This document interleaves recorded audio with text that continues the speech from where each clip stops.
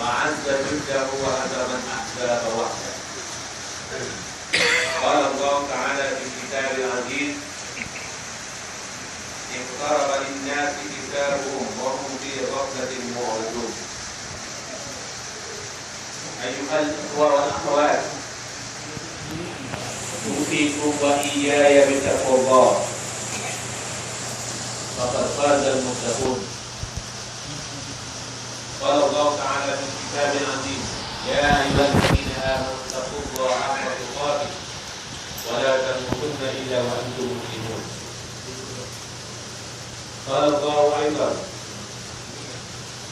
يا أيها الذين آمنوا اتقوا الله ولتنظر نفس ما قدمت لغد واتقوا الله إن الله خبير بما تعملون.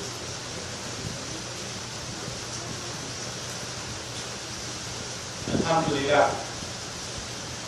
Marilah sama-sama kita memanjatkan setinggi rasa kesyukuran kita kepada Allah Subhanahu wa taala kerana kita telah dipilih oleh Allah Subhanahu wa taala untuk dapat menjayakan dengan sempurna ibadah siam, satu ibadah yang telah difardukan ke atas umat manusia, bukan saja umat Nabi Muhammad SAW, sebagaimana firman Allah Subhanahu wa taala dalam surah Al-Baqarah: A'udzubillahi minasyaitonir rajim. Ya ayyuhalladzina amanu kutiba 'alaikumus syiyamu kama kutiba 'alal ladzina min qablikum la'allakum tattaqun. Wahai orang yang beriman, diwajibkan ke atas kamu siyam, puasa, sebagaimana diwajibkan ke atas orang-orang sebelum kamu agar kamu bertakwa. Ayat ini menunjukkan bahawa ibadah siyam ini adalah ibadah lama, ibadah yang telah dilakukan oleh umat sebelum Nabi Muhammad SAW. Dan ayat ini dimulakan dengan ayat ya ayyuhallazina amanu, wahai orang beriman. Setiap kali dalam Quran apabila Allah menyatakan bahawa Allah mulakan dengan ya ayyuhallazina amanu, maka di sana adanya tanbih, adanya peringatan untuk mereka-mereka yang baca Al-Quran, mereka-mereka yang mengaku sebagai beriman, bahawa peringatannya kamu diwajibkan untuk melaksanakan satu ibadah qadimah, ibadah yang dah lama telah dilaksanakan oleh umat-umat sebelum kita. Allahu Akbar, Allahu Akbar, Allahu Akbar, Allahu Akbar, Allahu Akbar, Allahu Akbar. Sidang jemaah yang dirahmati Allah, saya membaca firman Allah dalam mukadimah khutbah tadi, ayat pertama daripada surah Al-Anbiya, ayat yang berbunyi iqtaraba lin-nasi hisabuhum wa hum fi ghaflatin mu'ridun. Iqtaraba lin-nasi hisabuhum, semakin dekat untuk manusia hisab mereka, tetapi mereka dalam keadaan lalai, cuai dan juga berpaling. Ayat ini adalah ayat pertama dalam surah Al-Anbiya. Ayat ini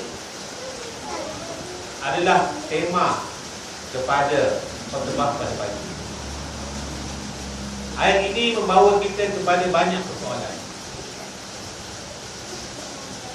Pertamanya, Allah menyatakan bahawa semakin dekat hisab kita.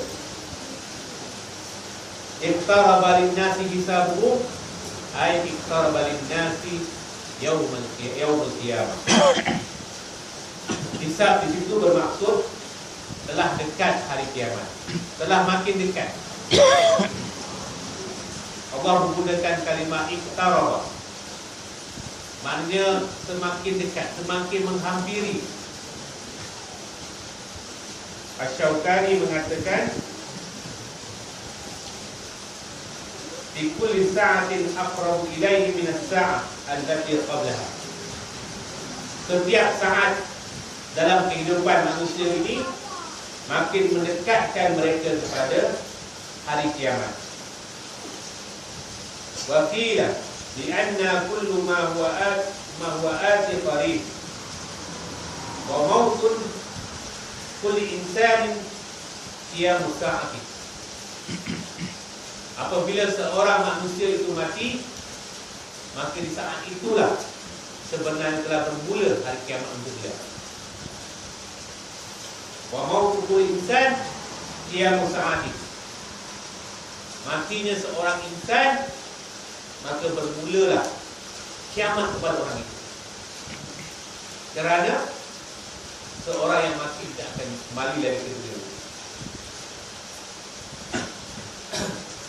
Ayat ini adalah ayat untuk kita semua, untuk hati dan untuk sidang jamaah yang dirahmati Allah. Dan ayat ini menunjukkan kepada kita bahawa inilah sifat manusia. Inilah penyakit yang menjangkiti manusia daripada dulu, kini dan selamanya, iaitu penyakit ghaflah, penyakit lalai, penyakit cuai.